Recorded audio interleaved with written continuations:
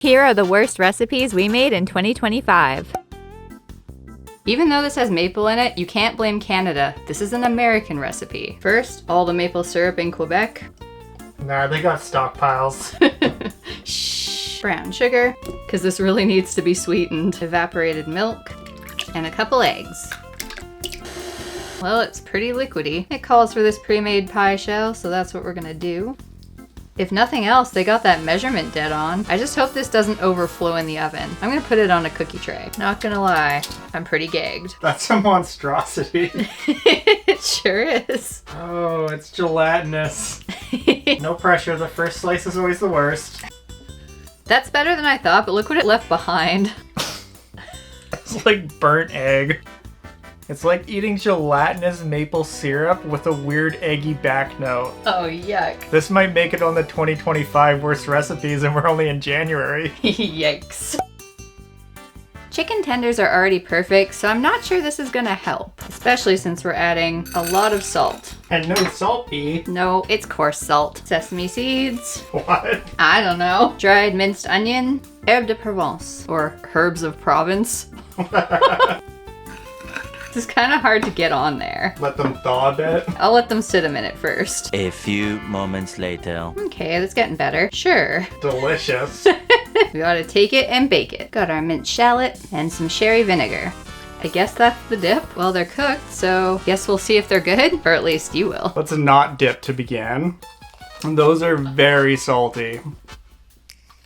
Now it's just salty and vinegary. Ugh. I'm just gonna...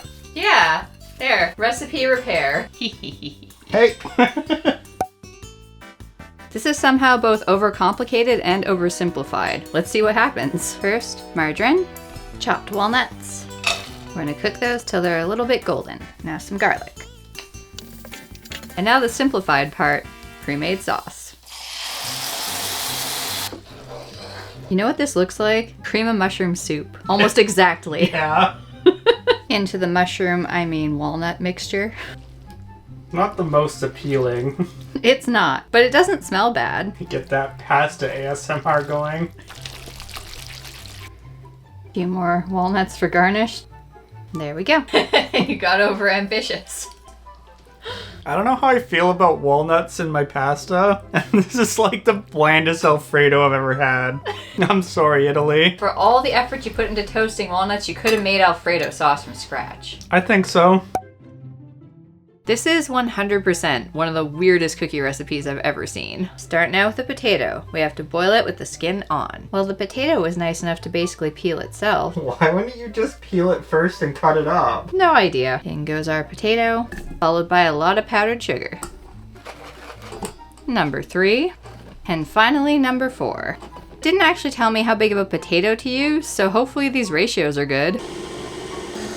Oh, that is not what I expected to happen. It all just went to liquid. What kind of a science experiment is that? It says to mix this till stiff. I don't think that's happening. I'm gonna give this the benefit of the doubt and add a little more powdered sugar because my potato might have been too big.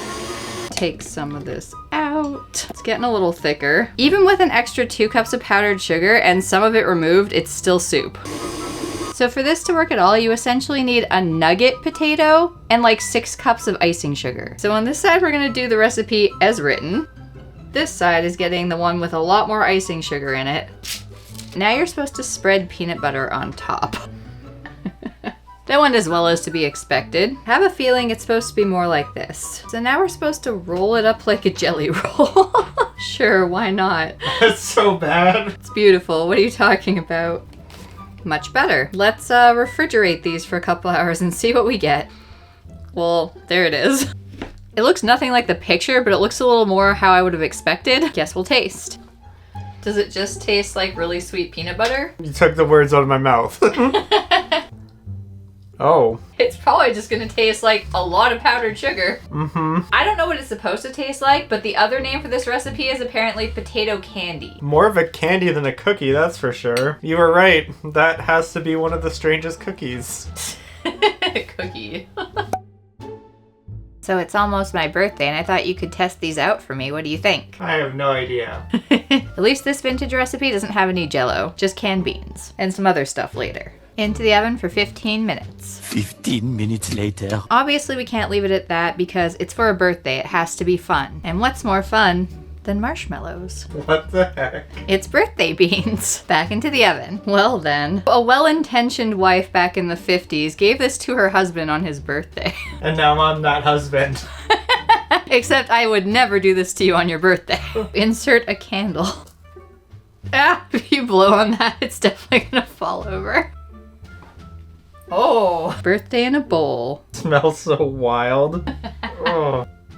Sweet beans, man. That is awful. It's exactly what it looks like. A big bowl of disappointment. Yeah.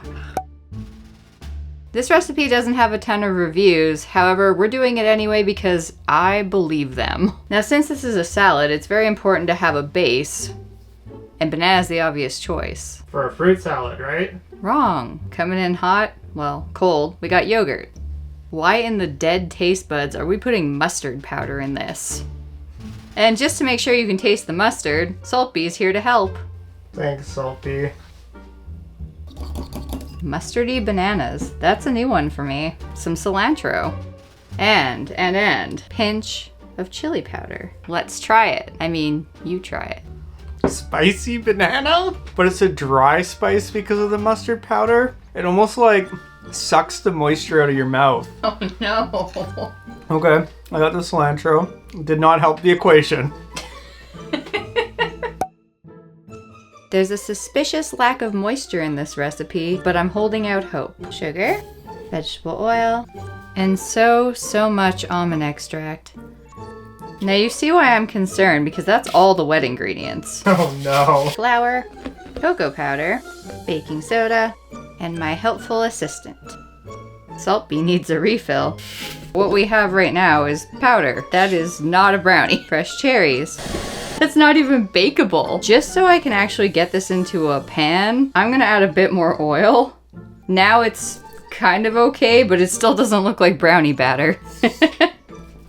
Good luck, little guy. Since the rules are that I make the recipe as is, you know I've got some reserved. There it is, in all its glory. That's actually okay. This, on the other hand, might need a glass of milk with that brownie.